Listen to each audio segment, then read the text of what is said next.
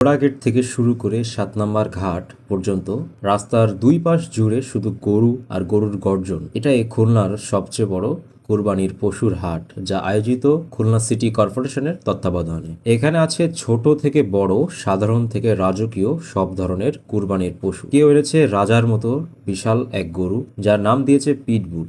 দাম চাওয়া হচ্ছে লাখের ঘরে। আবার কেউ এসেছে পরিবার নিয়ে পছন্দের গরু কিনতে।